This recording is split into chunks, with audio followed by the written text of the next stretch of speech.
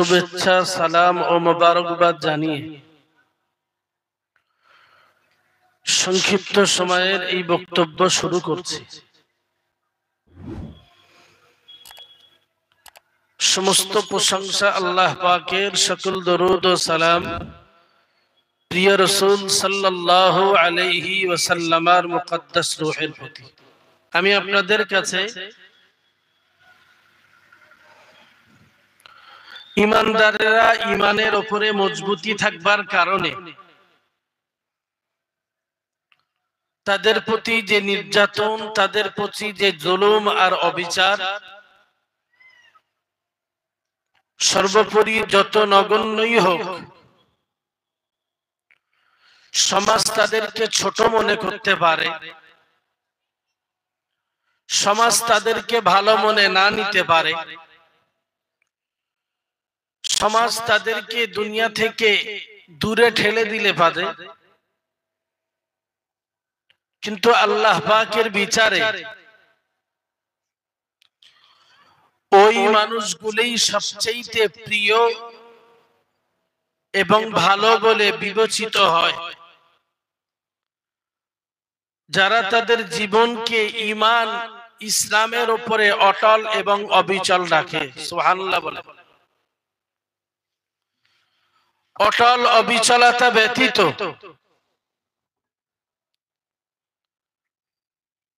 কোন মানুষ তার জীবনে সুন্দর জীবন তৈরি করতে পারে না। তার মানে আমার বোঝানোর উদ্দেশ্য হলো এটি যে আমি আজকে ঈমান আনলাম, আমি ঈমান আনার পূর্বে যে কাজগুলি করতাম, ঈমান আনবার পরে সেই একই কাজের সঙ্গে সংযুক্ত, তাহলে আমার ঈমান আনা আর না আনা দুটোই সমান হয়ে গেল। আরো একটা দিক বুঝলে সেটি এভাবে যে মানুষ যখন ঈমান ইসলামের উপরে আসে, তাদের জীবনের ভিতরে আল্লাহ পাকের ভয়, জাহান্নামের ভয়, জান্নাতের আশা, এসবগুলি ঈমানদারের জীবনে থাকে। যার জীবনে শুধু আশা আছে, ভয় নাই বা নিরাশ হওয়ার চিন্তা নাই, উনিও ওনার জীবনকে ঠিক জায়গায় দাঁড় করাতে পারলেন না। যার জীবনে শুধু ভয় আছে, তিনিও পৃথিবীতে সুন্দরভাবে বিচরণশীল মানুষ নন। যিনি শুধু আশার পিছনে ছুটতে থাকেন,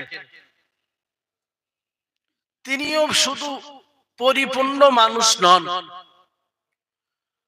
বরং আশা, নিরাশা, ত্রাস এবং ত্রাসহীন জীবন। একদিকে জান্নাতের আশা, অপরদিকে জাহান্নামের ভয়, এই দুইয়ের মাঝেই ঈমানদারের জীবন অবস্থান করলে পরে সেই ব্যক্তি আল্লাহ পাকের কাছে ঈমানদার বলে বিবেচিত হয়ে যায়। সুবহানাল্লাহ। শুধু একটা মানুষের জীবনে যদি আশা থাকে, তাহলে ও শুধু পৃথিবীতে আশার পিছনে ছুটবে, ধনাঢ্য হওয়ার চিন্তায় ঘুরবে, সম্পদশালী হওয়ার চিন্তাতে ঘুরবে, পৃথিবীতে শুধু আনন্দ, আয়েশ, ফুর্তিতে ঘুরবে। তার জীবনে গঠনমূলক, হেফাজতমূলক, সংযমিতামূলক কোন জীবন তৈরি হবে না, কারণ ওর ভিতরে শুধু আশা আছে, ভয়ের কোনো জায়গা নাই। একটা মানুষের জীবনে যেমন সুখের জীবন থাকে, কখনো সময়ে অসময়ে তাকে দুঃখের সময়ও নিতে হয়। যে আমি শুধু আমার জীবন যাপন করব গুড কন্ডিশন, এটি যেমন সম্ভবপর নয়, আর একটি মানুষের জীবনে সারা জীবন দুঃখ থাকবে, এটাও সম্ভবপর নয়। কখনো তার জীবনে দুঃখ আসে, আবার কখনো তার জীবনে আনন্দ আসে। তো এই আনন্দ আছে বলে দুঃখের মজা, দুঃখ আছে বলে আনন্দের মজা। আবার আমার বোধ শক্তি আছে বলে আমি জ্ঞানহীন যারা তাদের থেকে ভালো। আবার কোন কোন সময়ে আমার জ্ঞান না থাকাটাই জ্ঞানবান মানুষকে আমার জীবনে উপলব্ধি বা প্রয়োজন বোধ করি। যার পিতা আছে সে পিতার মর্যাদা যেমন বোঝে, যার পিতা নাই ও এরকম ভাবে বুঝতে পারে। যার পিতা নাই সে পিতার কষ্ট যদি বুঝতে হয় তাহলে পিতা মরলে পরেই বোঝা যায়। তো একটার বিপরীতে আরেকটা জীবন। আমি শুধু আমার জীবনে ভালোটা নেব মন্দটা নেব না, এ জীবন কখনো সুষ্ঠু প্রকৃতির সুন্দর আচরণ ভালো মস্তিষ্কের মানুষের চিন্তা হতে পারে না। বরং আমাকে ভাবতে হবে জীবন যখন আল্লাহ আমাকে দিয়েছেন, এই জীবনের ভিতরে সবকিছু থাকবার পরেই আমি যখন সুন্দরভাবে মেনে নিতে পারবো, কখনো আমার বাচ্চাটা অসুস্থ হবে, কখনো সেই বাচ্চা আমার সামনে হাসবে খেলবে ঘুরবে, কখনো আমার বিবির সঙ্গে আমার সুন্দর আচরণ চলবে, কখনো আমার বিবির সঙ্গে আমার বাদ বিতণ্ডা হবে। একটু বাদ বিতণ্ডা না হলে পরে মোহাব্বত ভালোবাসা ঠিক বোঝা যায় না। তো ঠিক এজ ইট ইজ ঈমানদারের জীবনে ঈমান আনবার পরে, ঈমানে মজবুতি থাকবার পরেও সেই ঈমানদারের জীবনে কখনো কখনো এমন কষ্ট আর ক্লান্তি এসে পড়ে যেগুলো মানব চোখে দেখলে বোঝে যে এই ব্যক্তিটি যদি এত ভালো হয় তাহলে এর জীবনে এত কষ্ট কিসের। মানুষ যত বেশি পরিমাণে কষ্টে পড়লে আল্লাহকে ডাকে, খুশির জীবনে তারা কখনো আল্লাহকে ডাকে না। গোটা সমাজ ব্যবস্থাটা কি আলেম সমাজ, কি মাওলানা সমাজ, কি মুফতি সমাজ, কি সাধারণ মানুষ, সর্বোপরি যুবক যুবতী তরুণ নওজোয়ান বৃদ্ধ আর বৃদ্ধা সর্বস্তরের মানুষ তাদের জীবনটাকে উপলব্ধি করলে বোঝা যায় যে তাদের জীবনে এরকম কোন চিন্তা আর চেতনায় নেই যে আমাকে ফিরতে হবে, রবের দরবারে দাঁড়াতে হবে, ঈমান নিয়ে আমাকে উঠতে হবে। এই চিন্তা সমাজের মানুষ থেকে আজ হারিয়ে গেছে। পূর্বে হযরত মাওলানা রজব আলী সাহেব হুজুর বলছিলেন না, ঈমানের কিছু কথা আপনাদেরকে শুনিয়েছেন। তার বা সর্ব অবস্থায় আল্লাহ পাকের প্রতি নির্ভরশীল হয় বলছিলেন না? আমাদের সেই নির্ভরশীলতা কোথায়? আমি যদি ঈমানদার বলে দাবি করি তাহলে আমাকে ভাবতে হবে এই জায়গাটায় যে আমি যে অবস্থায় যেখানেই যে কন্ডিশনেই থাকি আল্লাহ পাক ওটিকেই আমার জন্য মকবুল আর মঞ্জুর রেখেছেন, তাই আমি এখানে এই অবস্থাতেই আছি। কিন্তু যদি আমার একটু চিন্তা হয়, একটু ঘুরে ফিরে চিন্তাটা এরকম হয়ে দাঁড়ায় যে এইটা যদি না করতাম বোধহয় এটা হতো না, এটা মানুষ কারণের পিছনে ছুটে। কিন্তু ঈমানদারকে এই জায়গাটাই মনে রাখতে হবে, যারা কোরআনের উপরে নিজের জীবনকে দাঁড় করিয়েছেন, কোরআন অনুযায়ী নিজের জীবনকে স্থির করেছেন, তাদের জীবন আর আমাদের জীবনের ডিফারেন্স হলো এই জায়গাটায় তারা তাদের জীবনকে দাঁড় করিয়েছেন যে কোরআন যে কথাটি বলেছে এর বিপরীত কোন জিনিস ঘটতে হতে আমার জন্য পারে না। যখন তখন যে কোনো মুহূর্তে সেটি আমার উপরে চলে আসতে পারে। এটি হলো সাহাবায়ে কেরাম সহ আল্লাহ পাকের প্রিয় এবং প্রিয়া মাহবুব মাহবুবা বান্দা বান্দীদের চিন্তা। আর আজকের যুগ সন্ধিক্ষণের চিন্তা হলো এটাই যে রোগ যদি হয় তা হবে বুড়ো বয়সে, এই বয়সে রোগ কেন হবে? মরণ যদি হয় তাহলে বৃদ্ধ বয়সে, এই জীবনে কেন হবে? আমার জীবনে যদি কষ্ট আর সর্দির ঘড়ঘড়ানি আসে সেটা তো আসবে আমার বৃদ্ধ বয়সে। এই 13 বছর 14 বছর 15 বছরের জীবনে কেন আসবে? যদি এই চিন্তা না হতো তাহলে মানুষকে এত পরকালমুখী হতে দেখা যেত না। মৃত্যুর চিন্তা যদি মানুষের অন্তরকে গ্রাস করতে পারত, যদি মানুষের অন্তর মৃত্যুটাকে গ্রাস করত, তাহলে এই মানব জীবন কখনো তার জীবনকে কোরআন থেকে দূরে রাখতো না, তার জীবন কখনো শরিয়াত ব্যতীত রাখতো না, তার জীবন কখনো হাদিস বিরুদ্ধচারণ কাজ করতো না। তার অন্তরের ভিতরে এই ধারণাটাই তৈরি হয়েছে, আমার এখনো মরবার সময় হয়নি, আমার এখনো রোগ ভোগ করবার সময় হয়নি, আমার এই জীবন 15 বছর 20 বছরের জীবন, এখন তো কষ্ট বলে কিছুই নাই। এই চিন্তা ভাবনার কারণেই মানুষ আজকে পাপ মুক্ত জীবন তো দূরের কথা, বরং পাপ যুক্ত জীবনের দিকে ভিড়তে ব্যস্ত। কবে ফিরবে সমাজের বোধশক্তি? আল্লাহ পাকের দরবারে হাজিরা দিতে হবে, আল্লাহ পাকের দরবারে আমাকে ফিরতে হবে। এই চিন্তায় যুগে যুগে আর বিভিন্ন সময়ে দেখা গেছে যুগের শ্রেষ্ঠতম উলামায়ে কেরামদের আল্লাহ পাকের জাহান্নামের ভয়ে আত্মচিৎকার আর আত্মনাদ, কারোর বা চোখে ঘা হয়েছে, আর কেউ বা মৃত্যুর চিন্তাতে খাওয়া দাওয়াকে ছেড়ে দিয়েছে। ওই জন্যই হাদিসে ওই জন্যই এসেছে, যদি অতটুকু মানব জীবন জানতে পারতো, কি লাউ ইয়ালামুনাল বাহাইমা লামা আকালতুম কামা আলিমতুম লামা আকালতুম মিনহু সামিনা।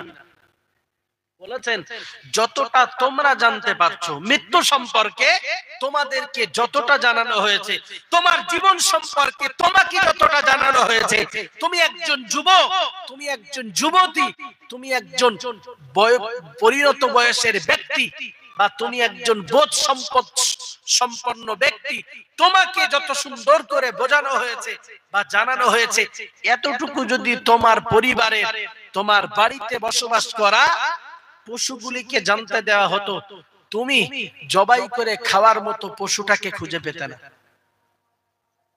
অবাক করা বিষয় হলো এই জায়গাটাই যে মৃত্যু সম্পর্কে চিন্তা করবার আগে হযরত আলীর একটি বক্তব্য, তিনি বলেছেন যে মৃত্যু হবে এটা তো নিশ্চিত, কিন্তু আমি মৃত্যুটাকে অপছন্দ করি না, বরং মৃত্যুর যন্ত্রণাটাকে আমি খুব না পছন্দ করি। মৃত্যুর যন্ত্রণা যদি এটা না হতো, যদি মৃত্যুর যন্ত্রণাটা কারোর জন্য যদি না হতো, তাহলে বোধহয় খুব ভালো হতো। আজকের গোটা সমাজ ইসলামটাকে তাদের কাছে যেভাবে নিয়েছে, আমি আমার ভাষায় বলতে পারি, আজকের সমাজ জুড়ে ওয়াকফ সম্পত্তি বাঁচানোর যে প্রচেষ্টা, ওয়াকফ সম্পত্তিকে ফিরিয়ে আনার যে প্রক্রিয়া, মুসলিম নেতৃবৃন্দ আন্দোলন করছে। আচ্ছা, একটা কথা কি কখনো ভেবে দেখেছেন যে তারা ঈদগাহ, মসজিদ, কবরস্থান এইগুলো বা মুসলমানদের ওয়াকফ সম্পত্তিতে হাত দেওয়ার, চোখ রাঙ্গানি দেওয়ার সাহস কোথা থেকে পেল? একটা বাড়ি আছে সুন্দর, এখন এই বাড়িটা যদি কেউ বসবাস না করে, তো সেই বাড়িটা, বসবাস করা বাড়ি যেমন স্বচ্ছ পরিষ্কার থাকে, সেই বাড়িটা কি ওই স্বচ্ছ পরিষ্কার থাকবে? আমার কথা কি বুঝতেছেন? যে কয়জন মানুষ আছেন আপত্তি কিছু নাই, আমার কথা বুঝলে এটাই আমার জন্য আলহামদুলিল্লাহ। যদি একটা বাড়িতে বসবাস করা বাড়ি যেমন সুন্দর আর স্বচ্ছ হয়, এমনি যে বাড়িতে মানুষ বসবাস করে না, সেই জিনিস কি সুন্দর হতে পারে? যদি নামাজ দেওয়া হয়েছে কাদের জন্য? নামাজ, কথা বলে, মুসলমানদের জন্য, ইমানদারদের জন্য। নামাজ দেওয়া হয়েছে ইমানদারদের, কোরআন দেওয়া হয়েছে ইমানদারদের, নবীর হাদিসগুলি ইমানদারদের জন্য। মসজিদ, মাদ্রাসা, ঈদগাহ, কবরস্থান এগুলি সংরক্ষণ, দুনিয়াবি সংরক্ষণের ডিউটি কাদের? হিন্দু না মুসলমান? মুসলমানদের। আচ্ছা, নামাজ যেভাবে হেফাজত করতে বলা হয়েছে, মুসলমান কি সেইভাবে তার নামাজকে হেফাজত করেছে? যেভাবে দ্বীনের শিয়ারগুলিকে ইজ্জত করতে বলা হয়েছে, আপনি কি বুকে হাত দিয়ে বলবেন মুসলমান কি ঠিক সেভাবেই কোরআন পড়ে কোরআনটাকে জিন্দা রাখবার চেষ্টা করেছে? শুধু হাফেজ পড়বে, আলেম বলবে, আপনি শুনে বাড়ি চলে যাবেন, অথচ আপনার পড়বার মতো কোনো মানসিকতা থাকবে না। এর নাম কি কোরআন হেফাজত? আপনি ভালো করে ভেবে বলুন, আপনার বাচ্চা মাদ্রাসায় পড়ে না, আপনার বাচ্চা মক্তবে যায় না, আপনার বাড়িতে যে কোরআনটা আছে বছরে কতবার আলমারির উপর থেকে আপনার কোরআনটা নিচেই নামে? ভালো করে হিসাব করে বলবেন একটু।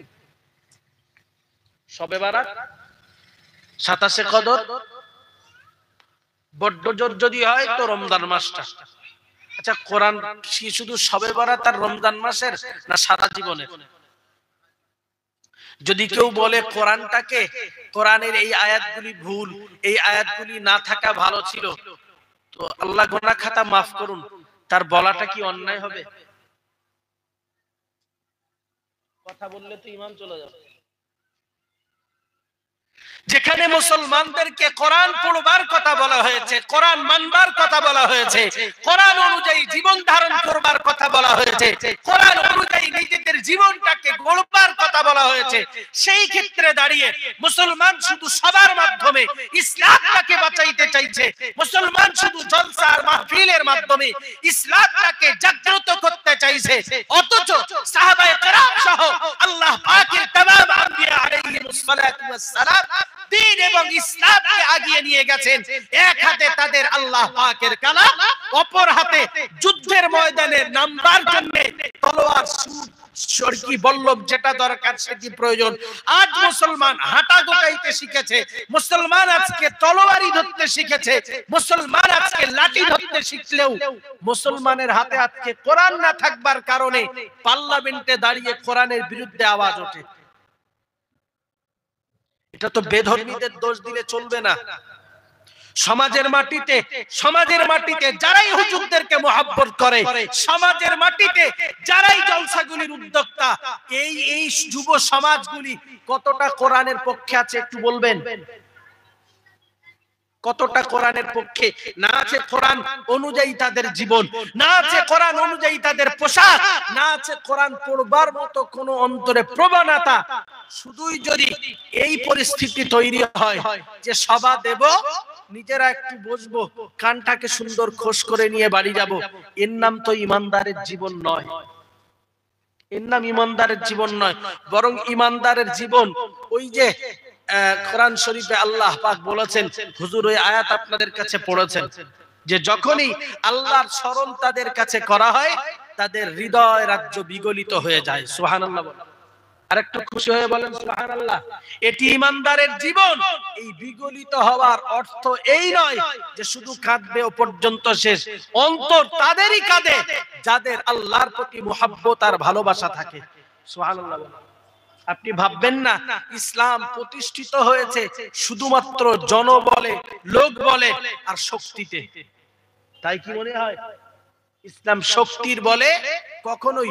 আরে ইসলামের প্রথম যুদ্ধেই যখন হয়েছে, যুদ্ধ যখন সংগঠিত হয়েছে, ঠিক সেই পিরিয়ড থেকে অধিকাংশ যুদ্ধের সৈন্য সংখ্যা কাফেরদের তুলনায় মুসলমানদের কম। চিৎকার করে বলুন সুবহানাল্লাহ। আরেকটু আওয়াজ দিয়ে বলেন সুবহানাল্লাহ। অধিকাংশ যুদ্ধে মুসলমানরা জয়লাভ করেছেন। আল্লাহ পাকের রহমত, আল্লাহ পাকের নুসরত তাদের সঙ্গী হয়েছিলেন। সুবহানাল্লাহ। আল্লাহ পাকের সাহায্য তাদের সঙ্গী, আল্লাহর কালাম তাদের সঙ্গী, রাসূলের অমীয় বাণী তাদের সঙ্গী, রাসূলের সুন্নাহ তাদের সঙ্গী। আজ আমরা এই সমাজের মাটিতে যে জালিম অত্যাচারের বিরুদ্ধে লড়াইয়ের ময়দানে নেমেছি, এই লড়াই তো করার দরকার ঈমানি। আমার তো লড়াই হচ্ছে শুধু তাকবীর, আমার তো ঈমানি লড়াই নয়। আমি ওদিকে লড়াই করতে যাচ্ছি। অধিকাংশ মানুষ ওই যে সমস্ত সমাবেশ যেগুলো হচ্ছে, আমার মানে অভিজ্ঞতা বলছি, অধিকাংশ মানুষের নামাজ কাজা। ইল্লা মাশাআল্লাহ, যাদের অন্তরে সত্যিকারের নামাজের প্রতি মুহাব্বত আর ভালোবাসা, সেই মানুষগুলো যে কোনো কষ্টে, যে কোনো ভাবে নামাজকে আদায় করেছে। তো অকফ সম্পত্তি মুসলমানদের, মসজিদ মুসলমানদের, ঈদগাহ, কবরস্থান সব মুসলিমদের। তো মুসলিমকে চিনবার সবচেয়ে উত্তম পদ্ধতি হলো নামাজ। সুবহানাল্লাহ। আরেকটু খুশি হয়ে প্রথম পদ্ধতি ঈমানদারদের জন্য সেটি হলো নামাজ। অথচ মুসলমান নামাজকে বাদ দিয়ে ঈমানদার সাজতে চায়। এরা দুনিয়াবি মুসলমান না আখিরাবি মুসলমান, এটাই বুঝতে কষ্ট হয়। তারা নামাজ পড়ে ইসলাম বিজয় করেছেন, নামাজের কাতারে কাতারবন্দী হয়ে আল্লাহ পাকের দ্বীনকে প্রতিষ্ঠা করেছেন, নামাজের কাতারে কাতারবন্দী হয়ে বাতিল শক্তির বিরুদ্ধে লড়াই করেছেন, নামাজের কাতারে কাতারবন্দী হয়ে তাগুত শক্তির বিরুদ্ধে লড়াই করেছেন। আজ মুসলমান কোরআন ছাড়া, নামাজ ছাড়া, আল্লাহ ভোলা জীবন নিয়ে তারা শত্রুর মোকাবেলাতে লড়াই করতে চলেছেন। আচ্ছা, এই আল্লাহ পাকের সাহায্য ছাড়া এই বিজয় কি পাওয়া সম্ভব? কখনোই সম্ভবপর না।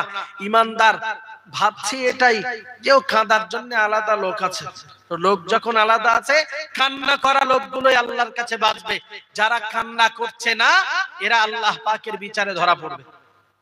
কি কথা ঠিক তো?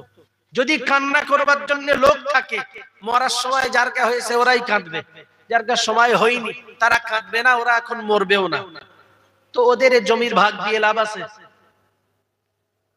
আমি এই কথাগুলো বলতে বলতে এই জায়গাটাই কেন আসলাম, তার উদ্দেশ্য হলো এই জায়গাটাই যদি আমার জায়গা মজবুত না হয়, আমার কদম যদি ঈমানের উপরে মজবুত না হয়, তাহলে আমার এত চিৎকার চেঁচামেচির কারণ কি? ওরাও যে ফাঁকা বলি আওড়াচ্ছে, আমিও কি তাই? আমারও তো সেই একই টেন্ডেন্সি। ওরা তো চিৎকার চেঁচামেচি করে নিজেদেরকে বাঁচাইতে চাইছে, মুসলমানদেরকে হ্রাস করতে চাইছে। নিশ্চিত আল্লাহ কোন না কোন মুসলমানদের দোয়াতে ঈমানদারদেরকে, মুসলিম সমাজকে, কমিউনিটিকে হেফাজত করবেন এবং করে দেন। বলুন আল্লাহুম্মা আমিন। আর একটু জোরে বলেন আল্লাহুম্মা আমিন। কিন্তু আমার এই দুঃখ আর কষ্টের বক্তব্য হলো এই জায়গাটায়, যাদের এতটুকু ভক্তি, ভালোবাসা, কোরআনের প্রতি মহব্বত। কোরআনের প্রতি মহব্বত মানে তো এই নয় যে মজলিসের শ্রোতা হলেই কোরআনের মহব্বত, কি তাই কি? কোরআনের মহব্বত সালাতে নিজেকে দাঁড় করানো, কোরআনের মহব্বত নিজেকে কোরআনের কাছে সঁপে দেওয়া, কোরআনের মহব্বত নিজের জীবনটা কোরআন অনুযায়ী বাস্তবায়িত করা। আর আজকের সমাজের টোটাল কন্ডিশনটাই আলাদা, টোটাল কন্ডিশন। সম্মানীয় হাজিরিন, মনে রাখুন আল্লাহ পাক রব্বুল আলামিন কোরআনুল কারীমের ভিতরে ঈমানদারদের জীবন উল্লেখ করতে যে জানিয়েছেন, হে ঈমানওয়ালা মানুষ তোমরা মনে রাখো, আমি আল্লাহ পাক রব্বুল আলামিন জানিয়ে দিলাম, বিসমিল্লাহির রহমানির রহিম, قد أفلح المؤمنون الذين هم في صلاتهم خاشعون والذين هم عن اللغو معرضون والذين هم للزكاة فاعلون। আল্লাহ পাক রব্বুল আলামিন ঈমানদারদের জীবন উল্লেখ করে জানিয়েছেন, ও দুনিয়ার মানুষ তোমরা মনে রাখো, ওই সমস্ত ঈমানদারদেরকে আল্লাহ পাক সফল মুমিন বলে বিবেচিত করেছেন। ওই সমস্ত ঈমানদার দিগকে সফল বলে আল্লাহ পাক ঘোষণা দিয়েছেন, আল্লাযীনা হুম ফী সালাতিহিম খাশিউন, যারা ভীত সন্ত্রস্ত অবস্থাতে তার নামাজে দাঁড়িয়ে যায়, যারা ভীত সন্ত্রস্ত অবস্থাতে নিজেদেরকে আল্লাহ পাকের সামনে দণ্ডায়মান করায়, ভয়ের ভিতর দিয়ে আল্লাহ পাকের কাছে দাঁড়িয়ে যায়, আল্লাহ পাক রব্বুল আলামিন জানিয়েছেন, ওই ভয়ের ভিতরের নামাজকে ঈমানদারদের জন্য সফলতার একটা গুণ বলে ঘোষণা করেছেন। একটু মহব্বত করে বলুন সুবহানাল্লাহ। বললেন যে সমস্ত ঈমানদাররা সফল, তাদের একটি গুণ, তারা নামাজে দণ্ডায়মান হয় ভীত সন্ত্রস্ত অবস্থায়। আল্লাহ পাক রব্বুল আলামিনের নবী মুহাম্মাদুর রাসূলুল্লাহ সাল্লাল্লাহু আলাইহি ওয়াসাল্লাম হাদিস শরীফের ভিতরে জানিয়েছেন, ওগো আমার সাহাবীরা তোমরা মনে রাখো, আমি মুহাম্মাদুর রাসূলুল্লাহ সাল্লাল্লাহু আলাইহি ওয়াসাল্লাম জানিয়ে দিলাম, ফেরেশতা জিবরিল আমিন আলাইহিস সালাতু ওয়াস সালাম যখন মুহাম্মাদুর রাসূলুল্লাহ সাল্লাল্লাহু আলাইহি ওয়াসাল্লামের সঙ্গে হাঁটুটাকে এসে লাগিয়ে বসেছিলেন, যেটা হাদিস শরীফের ভিতরে হাদিসে জিবরিল বলে উল্লেখ করেছেন, তার ভিতরেই এসে প্রশ্ন করেছেন, একটি জায়গাতে এসেছে মাল ইহসান, ইহসান কি জিনিস? ইহসানটা কি?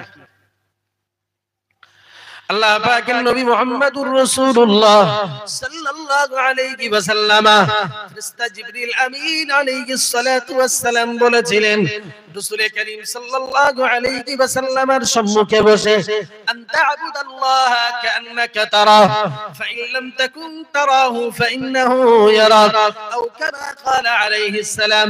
সরকারে দো আলম সাল্লাল্লাহু আলাইহি ওয়াসাল্লাম জানিয়েছিলেন, ওগো আমার সাহাবীরা, তোমরা মনে রাখো আমি মুহাম্মদুর রাসূলুল্লাহ তোমাদের জন্য জানিয়ে দিলাম, আল্লাযীনা হুম ফি সালাতিহিম খাশিউন, যে সমস্ত বান্দা বান্দি নামাজে তারা দাঁড়িয়ে যায়, তার ব্যাখ্যা দিতে যে জানিয়েছেন ভীত সন্ত্রস্ত ব্যক্তির নামাজ হলো ওই রকম, ওই ব্যক্তি যখন নামাজের পাটিতে দাঁড়িয়ে যায়, আল্লাহ পাকের নবী মুহাম্মদুর রাসূলুল্লাহ সাল্লাল্লাহু আলাইহি ওয়াসাল্লাম বলেছেন, আনতা আবুদাল্লাহ, তুমি আল্লাহ পাকের ইবাদত করো, আল্লাহ পাকের উপাসনা করো, আল্লাহ পাকের জন্য আল্লাহ পে যখন তুমি ডাকবে, কান্নাকা তারা, তুমি মনে করবে তুমি জানো তাকে দেখতে পাচ্ছ। আল্লাহ পাকের নবী মুহাম্মদুর রাসূলুল্লাহ সাল্লাল্লাহু আলাইহি ওয়াসাল্লাম পরের অংশে আবার জানিয়েছেন, ফাইন লাম তাকুন তারাহু ফাইন্নাহু ইয়ারাক, ও আমার সাহাবীরা, তোমরা মনে রাখো আমি আল্লাহ পাকের নবী মুহাম্মদুর রাসূলুল্লাহ সাল্লাল্লাহু আলাইহি ওয়াসাল্লাম তোমাদের জন্য জানিয়ে দিলাম, এক নম্বর হলো তুমি যখন নামাজের পাটিতে দাঁড়িয়ে যাও, তোমার জীবনটা যেন এভাবে দাঁড়ায়, আল্লাহ পাক তুমি আল্লাহকে দেখছো, আর যদি তুমি তোমার মাবুদকে দেখতে না পাও, নিশ্চিত করে তুমি মনে রাখো তোমার মাবুদ তোমাকে দেখছে, এই বিশ্বাসে তুমি নামাজের পাটিতে দাঁড়িয়ে যাও। আর একটু খুশি হয়ে বললেন, তুমি যদি রবের ভয়ের কথা বলো, তো রবের ভয়ের ব্যাখ্যার ওটা একটা দিক, নামাজে দাঁড়িয়েছো ভাবো তুমি আল্লাহকে দেখছো। ওর আরো একটা ব্যাখ্যা বলেছেন, মনে করো তোমার হাতে কেউ একটা গ্লাস দিয়েছে, ওই গ্লাসটাকে নিয়ে তোমাকে বলা হলো যে তুমি এক পায়ের উপরে দাঁড়িয়ে থাকবে 2 ঘন্টা। কঠিন না সহজ? আচ্ছা, কেউ যদি পিছনে একটা লাঠি নিয়ে দাঁড়িয়ে থাকে যে পা পড়ুক আর পানি পড়ুক, এই লাঠি তোমার পিঠে পড়বে, সতর্ক থাকবে কি থাকবে না? আল্লাহ পাকের বান্দা বান্দি মনে রেখে দেওয়া দরকার, নামাজ ওভাবেই পড়বার কথা বলেছেন। ইমানদারের গুণের ভিতরে সবচেয়ে উল্লেখযোগ্য বিষয় হলো এটাই, ওই ইমানদার নামাজ আদায় করবে, আর ওই নামাজের ভিতর দিয়ে ইমানদারের জীবন পরিবর্তন হবে। ওই নামাজ দ্বারাতেই মানুষের জীবন থেকে অশ্লীলতা দূর হয়ে যাবে, যেমনটা আল্লাহ পাকের কোরআন জানিয়েছে। ও দুনিয়ার মানুষ, তোমরা মনে রেখে দাও, ইমানদারের জীবনের একটি গুণ হলো ইন্নাস-সালাতা তানহা আনিল ফাহশাই ওয়াল মুনকার। আল্লাহর বান্দা বান্দি মনে রেখে দেওয়া দরকার, আল্লাহ পাক রব্বুল আলামিন কোরআনুল কারীমের ভিতরে জানিয়েছেন, হে দুনিয়ার মানুষ, তোমরা মনে রাখো, যে ব্যক্তি নামাজ আদায় করে, নামাজের সঙ্গে যে তার জীবনকে সম্পৃক্ত করে, তানহা আনিল ফাহশাই ওয়াল মুনকার, আল্লাহ পাক রব্বুল আলামিন তার জীবন থেকে অশ্লীলতাকে দূরীভূত করে দেন, তার জীবন থেকে পাপ কাজকে দূরীভূত করে দেন, তার জীবন থেকে যত রকমের পাপাচার রয়েছে সবগুলি আল্লাহ পাক দূরীভূত করে দেন। অশ্লীলতা হলো এটাই যে আমার জীবনটাকে গালিগালাজ দ্বারা কলুষিত করা, অশ্লীলতার জীবন হলো এটাই পরনারীর প্রতি যৌন লোলুপ দৃষ্টি দেওয়া, অশ্লীলতা হলো এটাই আমি আমার জীবনে লজ্জা বলে কোনো কিছুই কে বাকি না রাখা।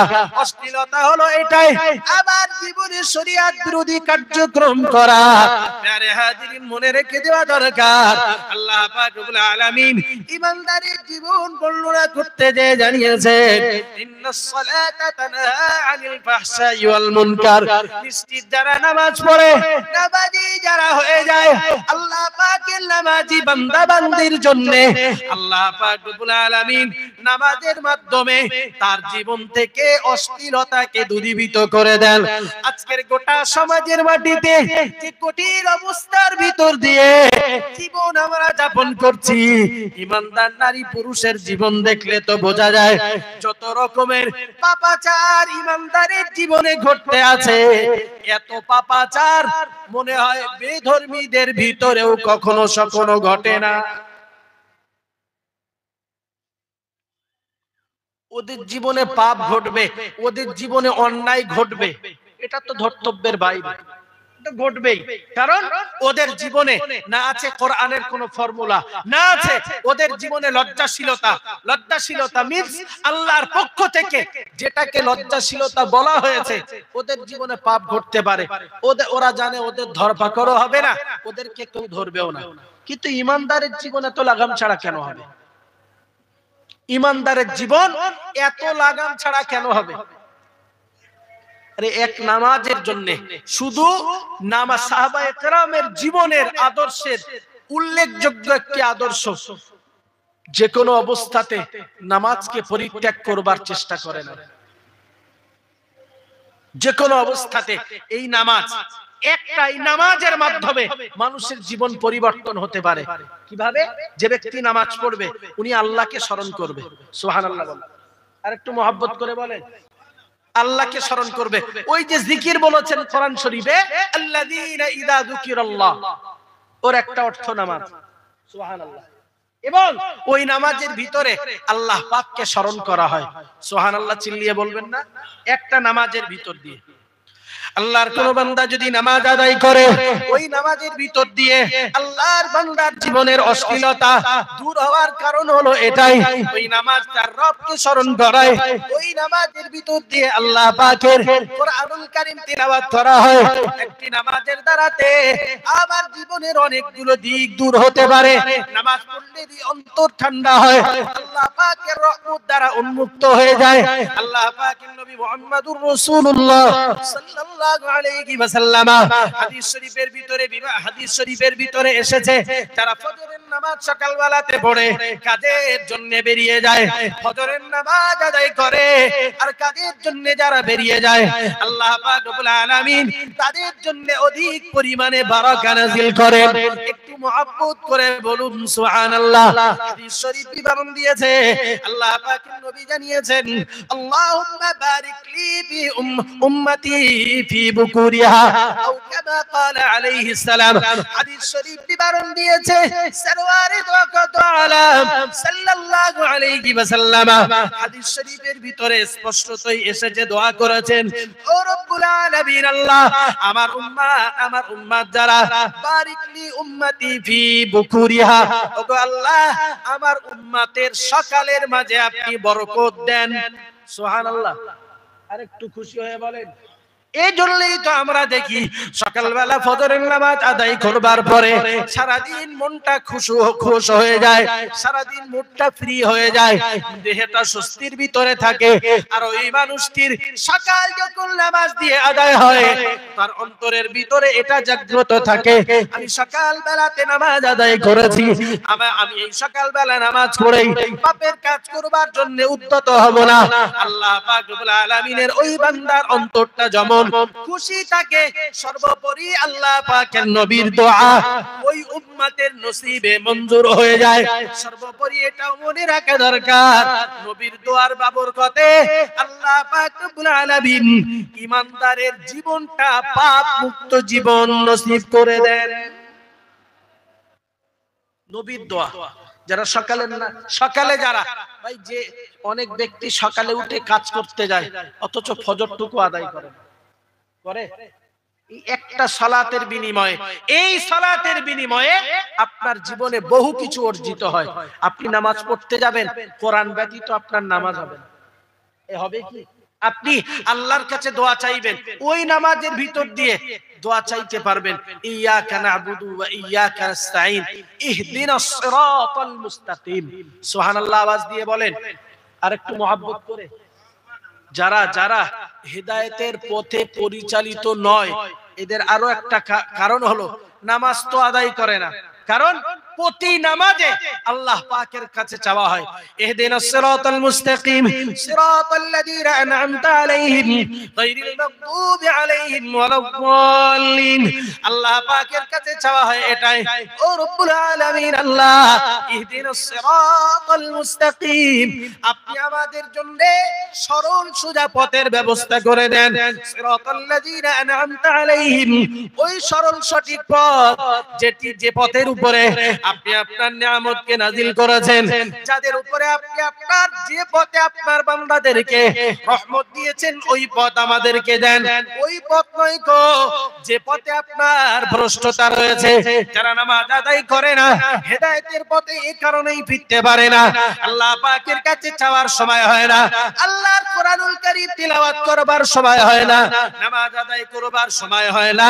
আর একটা নামাজের দ্বারাতে বান্দার জীবনে যেমন হেদায়েত কেমন হয়, আল্লাহ পাকের স্মরণ হয়ে যায়, কোরআনুল কারীম তেলাওয়াত হয়, অন্ততপক্ষে বান্দার জীবনের অশ্লীলতা দূর করবার পদ্ধতি তৈরি হয়। যারা নামাজকে ব্যতি রেখে দান সাদকা করে, জলসা জুলুসের মাজলিসে এসে বা উলামায়ে কেরামদের বক্তব্য শুনে একটা কথা আপনার জন্য স্পষ্ট বলে যায়, যাদের জীবনে নামাজ নাই, ওদের জন্য এই ওয়াজ শোনা তো কোনো উপকার নয়। স্পষ্ট বার্তা। হ্যাঁ, যারা মাঝে মাঝে এসে বসেন, অন্তরটা আস্তে আস্তে তৈরি হচ্ছে, নিশ্চিত ভালো।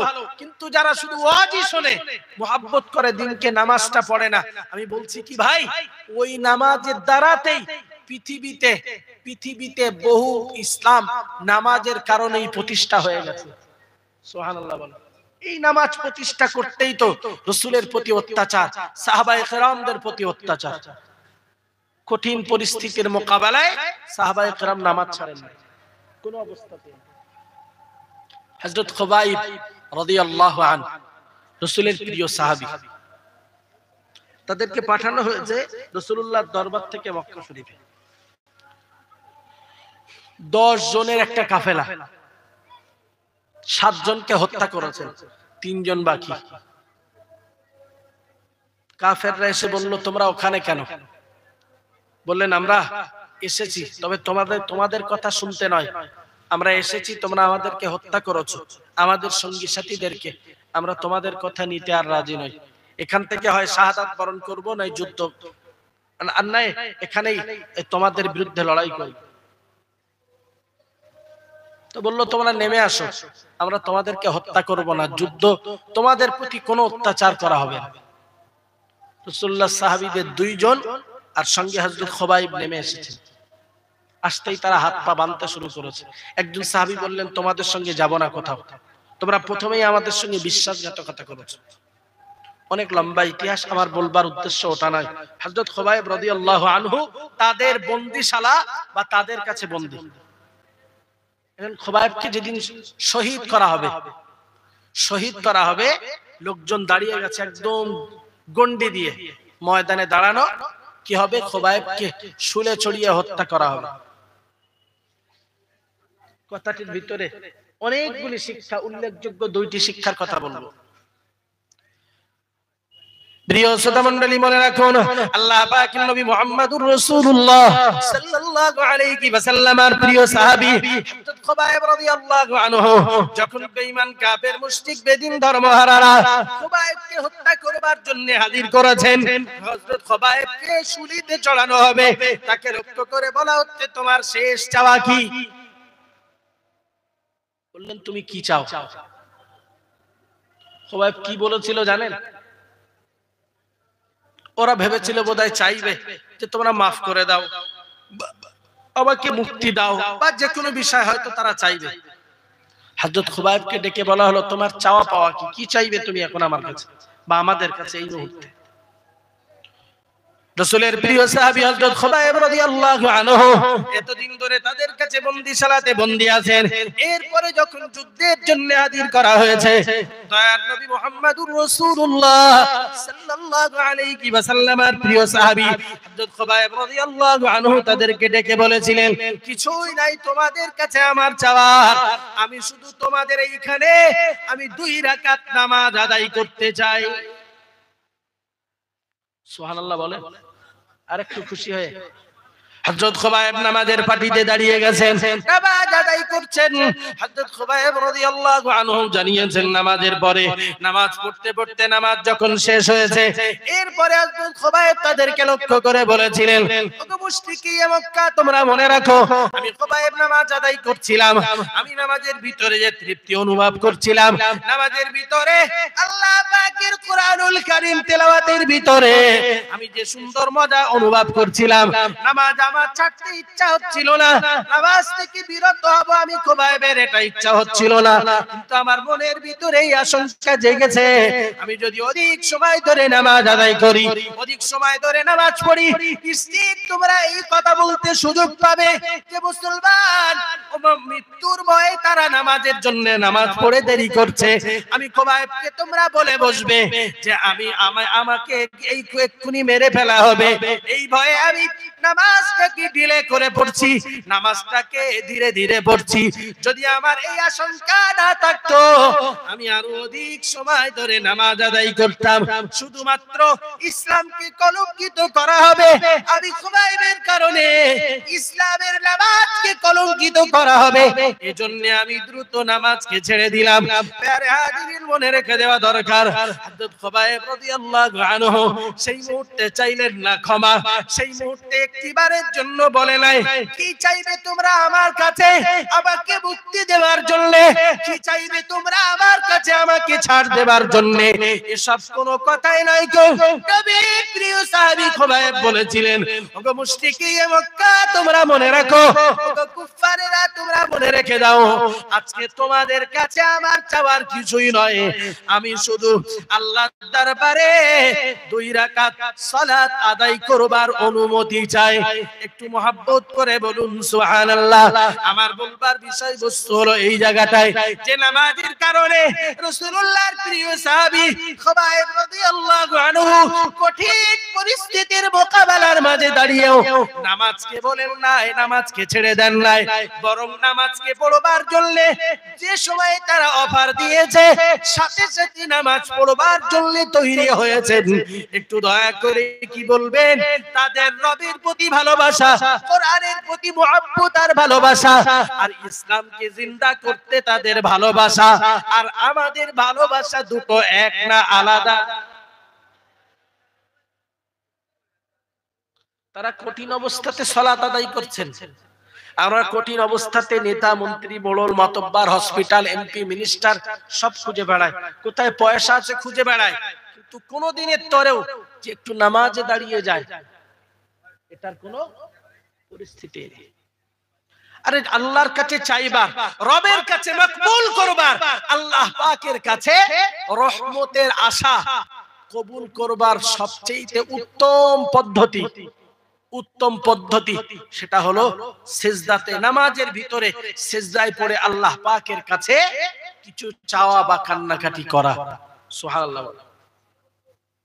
প্যারে হাজিরিন, মনে রেখে দেওয়া দরকার, আল্লাহ পাকের নবী মুহাম্মদুর রাসূলুল্লাহ সাল্লাল্লাহু আলাইহি ওয়াসাল্লাম সহ তামাম আম্বিয়া আলাইহিমুস সালাতু ওয়াস সালামের জীবনের ভিতরে সবচেয়ে উৎকৃষ্ট বৈশিষ্ট্য হলো দোয়া তো এভাবেও করা যায়, চাওয়া তো যেভাবেও যায় না কেন, নবীদের সবচেয়ে আল্লাহ পাকের প্রশংসার সুজুদ আদায় করবার তো পদ্ধতি হলো এটাই। নবীরা নামাজে এবং সিজদায় রত হয়ে যেতেন, যেমনটা কোরআনুল কারীম হাদিস শরীফে এসেছে। আল্লাহ পাকের নবী মুহাম্মদুর রাসূলুল্লাহ সাল্লাল্লাহু আলাইহি ওয়াসাল্লাম কিয়ামতের ময়দানে হাজার হাজার লক্ষ কোটি কোটি উম্মতের মাঝে নবী যখন অবস্থান করবেন, আল্লাহ পাক রব্বুল আলামিনের কোরআন নবীর জন্য জানিয়েছেন, ওয়া মিনাল লাইলি ফাতাহাজ্জাদ বিহি নাফিলাতাল লাক আসা আইয়াবআসাকা রাব্বুকা মাকামান মাহমুদা। আল্লাহ পাক রব্বুল আলামিন নবীকে মাকামে মাহমুদে পাঠাবেন। মুহাম্মদুর রাসূলুল্লাহ সাল্লাল্লাহু আলাইহি ওয়াসাল্লাম জানিয়েছেন সবাই যেদিন নাফসি নাফসি করবে মুহাম্মাদুর রাসূলুল্লাহ সাল্লাল্লাহু আলাইহি ওয়াসাল্লাম উম্মতকে মুক্তির চিন্তায়, জাহান্নাম থেকে বাঁচানোর চিন্তায়, উম্মতকে নাজাত পাইয়ে দেওয়ার চিন্তায়, কঠিন জাহান্নামের আযাব থেকে উম্মতকে মুক্তি দেওয়ার আশায় আল্লাহ পাকের নবী মুহাম্মাদুর রাসূলুল্লাহ সাল্লাল্লাহু আলাইহি ওয়াসাল্লাম আল্লাহর কাছে যেদিন সুপারিশের অনুমতি চাইবেন, সে সুপারিশের অনুমতি তো অন্য কোন মাধ্যম নয়, বরং রাসূল জানিয়েছেন আমি আল্লাহর দরবারে মাকামে মাহমুদে সিজদায় পড়ে যাব। আল্লাহ পাকের নবী জানিয়েছেন আল্লাহ পাক রব্বুল আলামিন তার নবী মুহাম্মাদুর রাসূলুল্লাহ সাল্লাল্লাহু আলাইহি ওয়াসাল্লামকে ডাক দিয়ে বলবেন ইয়া মুহাম্মদ সাল্লাল্লাহু আলাইহি ওয়াসাল্লাম ইরফা রাসাক সাল তুতা ওয়াশফি তুশাফা। ও আমার নবী আপনি মাথা তুলুন, আপনি মাথাকে উত্তোলন করুন, আপনি আপনার মাথাকে উত্তোলন করে আমার কাছে চান, আপনি যা চাইবেন আমি আল্লাহ আপনাকে তা প্রদান করব। জোরে বলুন সুবহানাল্লাহ। আল্লাহ পাকের নবীদের উত্তম বৈশিষ্ট্য হলো আল্লাহর কাছে চাইবার, সেটি হলো সিজদায় পড়ে রবের কাছে কোনো কিছু চাওয়া। রবের কাছে কোনো কিছু চাওয়ার সবচেয়ে বড় পদ্ধতি সিজদা। তো সিজদা হয় কোথায়? নামাজে না নামাজের বাইরে? জোর করে বলেন। তাহলে ওই সিজদার ভিতরেই আল্লাহ পাকের কাছে আমি চাইতে পারি আমার হেদায়েত, ওই সিজদার মাধ্যমে আমি চাইতে পারি আমার ব্যবসার, ওই সিজদার মাধ্যমে আমার ব্যবসার উন্নতি, আমার পরিবারের সুস্থতা, আমার ইজ্জত আবরু ঈদগাহ কবরস্থান মসজিদকে বাঁচানো ওই সিজদার মাধ্যমে করতে পারি। যখন যখন সিরিয়া আর প্যালেস্টাইনের মুসলমানরা বন্দুক আর কামানের গুলির শব্দের সামনে নামাজে সালাতে দণ্ডায়মান হয়, সেই সময় মুসলমান ঘরের সন্তান ওয়াকফ সম্পত্তি বাঁচায়, তার আগে পেশাব ফিরে যায়, পানি পর্যন্ত নেয় না। কে শুনবে তার ডাক? ইন্নাল্লাহা ইউহিব্বুত তাওয়াবিন ওয়া ইউহিব্বুল মুতাতাহহিরিন। সুবহানাল্লাহ বলেন। তওবাকারী এবং পবিত্র ব্যক্তিকে আল্লাহ ভালোবাসেন, যারা মুসলমানদের ইজ্জত বাঁচাতে নামছে এরা পবিত্রটুকু হয় না। শুনতেছেন আমার কথা? এটাই বাস্তবতা। কত মুসলমানের যুবক, তাদেরকে ভাববার দরকার আজ ভারতবর্ষের মাটিতে এখনো শান্তশিষ্ট পরিবেশ, যদিও এটা আমার এলাকা, বাইরের অবস্থা খুব ভালো না, খুব ভালো না।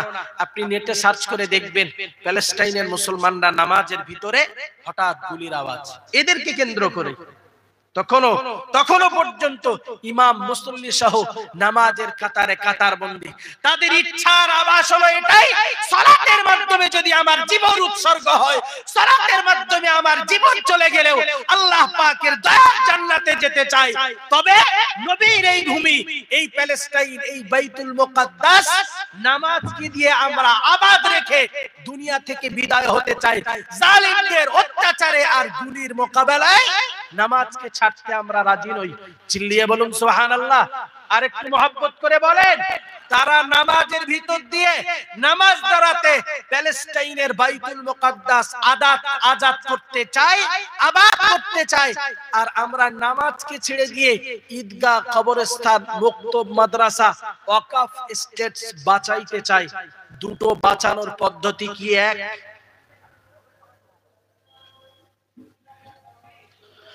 আল্লাহর বান্দা বান্দি মনে রেখে দেওয়া দরকার, গোটা সমাজের মাটি লক্ষ্য করলে তো বোঝা যায় বেঈমান কাফের মুশরিক বেদিন ধর্মহারারা উঠে পড়ে লেগে আছে ইমানদারদেরকে ঈমানের উপর থেকে ফেরাতে, তাদেরকে ঈমানের উপর থেকে দূরীকরণ করতে।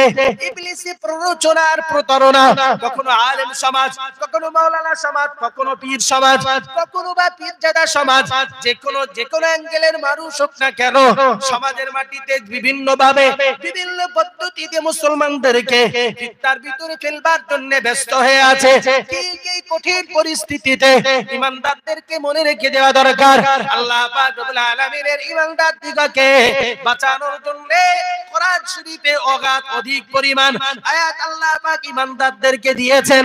কোরআন শরীফ বিবরণ দিয়েছে বদর সুকরা যখন হয়েছে, আবু সুফিয়ান মুসলমানদেরকে ভয় দেখিয়েছে, মুসলমানদেরকে ভীতি সঞ্চার করেছে, মুসলমানদেরকে ভয় দেখিয়েছে। সেটির কারণ হলো এটাই, তারা এদেরকে লক্ষ্য করে বলেছে, তোমরা যে মুসলমানদের বিরুদ্ধে যুদ্ধ করছো, মুসলমানদের বিরুদ্ধে যুদ্ধের ময়দানে তোমরা নেমেছো, নিশ্চিত করে তোমরা মনে রেখে দাও, তোমরা যখন ফিরবে ঠিক মনে রাখো তোমাদের প্রতি অত্যাচার করা হবে। মক্কার মানুষেরা তোমাদের বিরুদ্ধে অস্ত্র শস্ত্রে তৈরি হয়েছে। আল্লাহর বান্দা বান্দি মনে রেখে দেওয়া দরকার। ঈমানদারের জীবনের শিক্ষা দিয়েছেন এটাই। কোরআন জানিয়েছে আল্লাযীনা ক্বালা লাহুমুন নাস ইন্নান নাসা ক্বাদ জামাউ লাকুম ফাখশাউহুম ফাযাদাহুম ঈমানা। তারা ভয় দেখিয়েছে এটার দ্বারাতে, তোমরা যদি তাদের বিরুদ্ধে যা যুদ্ধ করেছো, মুসলমানদের পক্ষ তোমরা নিয়েছো, ওরা তোমাদের প্রতি অত্যাচার করবে, ওরা তোমাদেরকে কোণঠাসা করবে। যদি বাঁচতে চাও মুসলমানদের পক্ষ অবলম্বন করো না। আল্লাহ পাক রব্বুল আলামিনের কোরআন ওটাই জানিয়েছে। যারা আল্লাহর প্রতি বিশ্বাস স্থাপন করেছে, মুহাম্মাদুর রাসূলুল্লাহ সাল্লাল্লাহু আলাইহি ওয়াসাল্লামের উপরে ঈমান যারা মজবুত করেছে, আল্লাহ পাক রব্বুল আলামিনের বান্দাদেরকে যখন ভয় দেখানো হয়েছে, ফাকশাউহুম ফাযাদাহুম ঈমানা, ঈমানদারদের ঈমানকে আল্লাহ আরো বাড়িয়ে দিয়েছেন। একটু মুহাব্বত করে বলুন সুবহানাল্লাহ। বরং তারা আল্লাহর কাছে বলেছেন ওয়াকালু হাসবুনাল্লাহু ওয়া নি'মাল ওয়াকিল, তারা সাথে সাথে রবের কাছে তাদের সামনে বলেছেন হাসবুনাল্লাহু ওয়া নি'মাল ওয়াকিল, আমাদের জন্য ওই আল্লাহই যথেষ্ট, ওয়া নি'মাল ওয়াকিল, তিনি আমাদের উত্তম কর্মবিধায়ক। তোমাদের এই ভয় আমরা করি না, তোমরা যে আমাদেরকে ভয় দেখাচ্ছ, অস্ত্র শস্ত্রের ভয় তোমরা আমাদেরকে দেখাচ্ছ, তোমরা আমাদেরকে কঠিন পরিস্থিতিতে দাঁড়াবার মোকাবেলা করছো, এটাকে তোমরা মনে রাখো। ওই আল্লাহর প্রতি বিশ্বাস স্থাপন করেছি, মুহাম্মাদুর রাসূলুল্লাহ সাল্লাল্লাহু আলাইহি ওয়াসাল্লামের উপরে ঈমান আমরা কবুল করেছি। এই কঠিন পরিস্থিতির মোকাবেলাতে ওই আল্লাহর প্রতি ভরসা করব। তাই শেষ কথা বলি, ঈমানদারির জীবনের বড় গুণ হলো ওটাই, যে কোনো পরিস্থিতিতে খাওয়া হলেও আলহামদুলিল্লাহ, খাওয়া না হলেও আলহামদুলিল্লাহ, সুস্থ থাকলে আলহামদুলিল্লাহ, অসুস্থ হলে পরেও আলহামদুলিল্লাহ। কেউ আমার নামে গালিগালাজ করলো, আমি তার যোগ্য হই আর না হই, আমি যোগ্য কিয়া হই আর না হই, আমি আলহামদুলিল্লাহ পড়ি, আল্লাহ আমাকে ইবাদত করুন। এই কথার অর্থ হলো এটাই, যে কোনো পরিস্থিতিতে হাসবুনাল্লাহু ওয়া নি'মাল ওয়াকিল, এটি হলো ঈমানদারের জীবনের বড় গুণ। সর্বোপরি মুহাম্মাদুর রাসূলুল্লাহ সাল্লাল্লাহু আলাইহি ওয়াসাল্লাম হাদিস শরীফের ভিতরে জানিয়েছেন মান আহাব্বা লিল্লাহি ওয়া আ'তা ওয়া আবগাদা লিল্লাহ ওয়া আ'তা লিল্লাহি ওয়া মানা'a লিল্লাহ, আও কামা ক্বালা আলাইহিস সালাম। মুহাম্মাদুর রাসূলুল্লাহ সাল্লাল্লাহু আলাইহি ওয়াসাল্লাম ঈমানদারের ঈমানের গুণ বর্ণনা করতে যে জানিয়েছেন, যে ব্যক্তি মানুষকে ভালোবাসে আল্লাহর জন্য, কোনো কিছু যদি করতে হয় সেটি আল্লাহর ভালোবাসায় করে। যদি কারুর প্রতি বিদ্বেষ পোষণ করতে হয় সেটিও আল্লাহর জন্য করে। যদি কাউকে কিছু প্রদান করতে হয় সেটিও আল্লাহর জন্য করে। মুহাম্মাদুর রাসূলুল্লাহ সাল্লাল্লাহু আলাইহি ওয়াসাল্লাম জানিয়েছেন, যদি কোনো কিছু থেকে রুখে দিতে হয় সেটিও আল্লাহর জন্য।